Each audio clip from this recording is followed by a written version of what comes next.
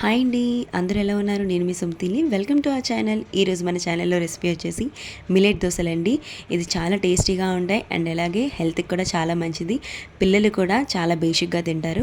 మీరు కూడా ట్రై చేసి మీకు ఎలా కుదిరాయో నాకు కమెంట్ బాక్స్ ద్వారా తెలియజేయండి. లోతుగా ఉన్నటువంటి గిన్నెను తీసుకోండి. దీనివల్ల స్వెల్ అయినా సరే బయటికి వాటర్ వచ్చేసేయకుండా ఉంటుంది. అదేవిధంగా కొలతకి ఒక కప్పు యూస్ చేయండి. ఒక కప్పు మినప్పప్పు, ఒక కప్పు జొన్నలు. నేను ఇక్కడ 3 కప్పుల వరకు రేషన్ బియ్యం తీసుకున్నాను. రేషన్ బియ్యం వల్ల దోశ చాలా బాగా వస్తుంది. రేషన్ బియ్యం లేకుంటే నార్మల్ బియ్యం యూస్ చేయండి. అరకప్పు పెసలు, అరకప్పు పచ్చెనపప్పు. ఇక్కడ నాది వీడియో క్లిప్ మిస్ అయింది. 2 టేబుల్ స్పూన్ల మెంతులు వేసుకోండి.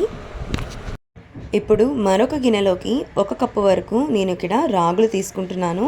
నేను రాగుల్ని సెపరేట్గా నానబెట్టుకుంటున్నాను. ఎందుకంటే గ్రైండ్ చేసేటప్పుడు రాగులు చిన్నగా ఉంటాయి కదా, త్వరగా నలగవు. సో అందుకని నేను సెపరేట్గా తీసుకుంటున్నాను.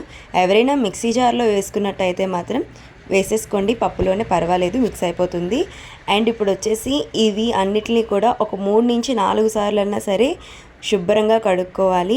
వాటర్ వేస్తే ట్రాన్స్పరెంట్గా వచ్చే వరకు కూడా కడుక్కుంటే మనకు ఆ పప్పుకున్న పొట్టంతా పోతుంది. అండ్ అలాగే ఈ వాటర్ని వేస్ట్గా పారేయకుండా మొక్కలకి కూడా యూస్ చేసుకోవచ్చు. చూసారు కదా నాకు ఎంత ట్రాన్స్పరెంట్గా వస్తుందో. నేను వాటర్ వేస్తున్నా సరే ఈ విధంగా వచ్చేంత వరకు కూడా కడుక్కోండి. ఈ విధంగా కడుక్కోవడం వల్ల దోశలు చాలా బాగా వస్తాయి, టేస్టీగా కూడా ఉంటాయి. ఇప్పుడు దీనిని మూత పెట్టి ఒక పక్కకు పెట్టేసుకోవాలి. ఇప్పుడు ఇదే విధంగా రాగులను కూడా ఒక 3 నుంచి 4 వరకు బాగా పామి కడగడం ద్వారా పొట్టు అనేది ఉంటుంది. సో అది పోతుంది. రాగులను కూడా ఇదే విధంగా ట్రాన్స్పరెంట్ అయ్యేంత వరకు కూడా బాగా శుభ్రంగా కడుక్కొని ఒక పక్కకు పెట్టుకోవాలండి.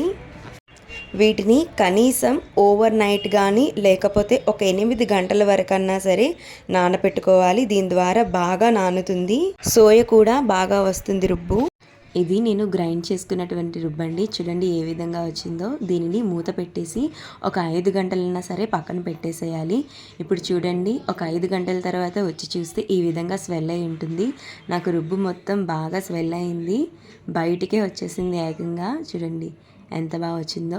ఎప్పుడైనా రుబ్బుని ఎండాకాలంలో ఒక 5 నుంచి 4 గంటల వరకు పెట్టుకుంటే సరిపోతుందండి. ఇది నేను కేవలం 4 గంటలు మాత్రమే ఉంచాను. ఈ విధంగా స్వెల్ అయింది.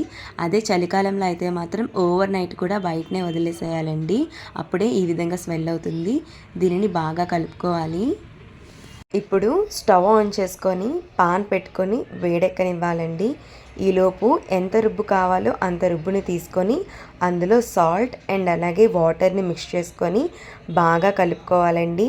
రిమైనింగ్ రుబ్బుని ఫ్రిడ్జ్లో పెట్టేసుకోండి. రుబ్బులో ఎప్పుడూ కూడా సాల్ట్ కలుపుకొని ఉంచుకోకూడదు. ఎంత కావాలో అంత తీసుకొని దానికి మాత్రమే సాల్ట్ కలుపుకోవాలి. ఇప్పుడు రుబ్బు కన్సిస్టెన్సీ ఈ విధంగా ఉండేలా చూసుకోవాలి. ఇప్పుడు పెనం మీద కొంచెం నూనెను వేసుకొని ఆ నూనెను పెనం మీద కొంచెంగా స్ప్రెడ్ చేయండి. అండ్ అలాగే కొంచెం వాటర్ని తీసుకొని పెనం మీద స్ప్రింకిల్ చేయాలండి. ఈ విధంగా చేయడం వల్ల నూనె పెనం అంతా స్ప్రెడ్ అవుతుంది. ఇప్పుడు నేను ఇక్కడ 1 గరిటె వరకు రుబ్బును తీసుకొని పెనం అంతా స్ప్రెడ్ చేస్తున్నాను. మీరు కూడా ఇలా ఈ విధంగానే పలుచగా స్ప్రెడ్ చేసుకోవాలండి. ఇక్కడ నేను ఆయిల్ని యాడ్ చేస్తున్నాను. నేను 1 టేబుల్ స్పూన్ వరకు ఆయిల్ని వేసుకున్నానండి. ఆయిల్ వేసుకున్న తర్వాత ఒక 2 నిమిషాల వరకు వదిలేస్తే అట్టు అనేది ఎర్రగా కాలుతుందండి. కాలిన తర్వాత అవతలి వైపుకు తిరగవేసుకోవాలండి. తిరగవేసుకున్న తర్వాత కూడా ఒక 2 నిమిషాలను వదిలేస్తే అట్టు బాగా ఎర్రగా కాలుతుందండి. సో ఇప్పుడు దీనిని మడత పెట్టుకొని ఒక సర్వింగ్ ప్లేట్లోకి తీసుకోవాలండి. చాలామంది మన వీడియోస్ చూస్తున్నారు కానీ సబ్స్క్రైబ్ చేసుకోవడం మర్చిపోతున్నారండి. అండ్ అలాగే కొత్తవారు ఎవరైనా సరే మన ఛానల్ని విజిట్ చేసినట్టయితే మాత్రం లైక్ చేయండి, షేర్ చేయండి, కమెంట్ చేయండి. అండ్ అలాగే సబ్స్క్రైబ్ చేసుకోండి. గంట సింబల్ని కూడా ఆన్లో పెట్టుకోండి. దీని ద్వారా నేను చేసే ప్రతి వీడియో కూడా మీ అకౌంట్కి సులభంగా వస్తుంది. అండ్ చూసారు కదా సూపర్ టేస్టీ అండ్ హెల్తీ అయినటువంటి ఈ మిల్లెట్ దోశలను మీ ఇంట్లో కూడా తప్పకుండా ట్రై చేయండి. అండ్ అలాగే ఎలా కుదిరిందో కూడా నాకు మీ కమెంట్ ద్వారా తెలియజేయండి. నేను తప్పకుండా ప్రతి కమెంట్ని చదువుతాను అండ్ అలాగే ప్రతి కమెంట్కి రిప్లై ఇస్తాను. అండ్ అలాగే మీ ఇంటి అమ్మాయిగా నన్ను ఆదరిస్తారని మనస్ఫూర్తిగా కోరుకుంటున్నాను. ఇక్కడ నేను టమాటో అండ్ అలాగే ఆనియన్ చట్నీతో దోశలను సర్వ్ చేసుకుంటున్నాను. మీరు కూడా మీకు నచ్చిన చట్నీతో సర్వ్ చేసుకోండి. చట్నీ రెసిపీ కావాలి అంటే రెసిపీ అని చెప్పి కమెంట్ చేయండి. అండ్ అలాగే మరొక వీడియోతో మళ్ళీ కలుద్దాం. బాయ్.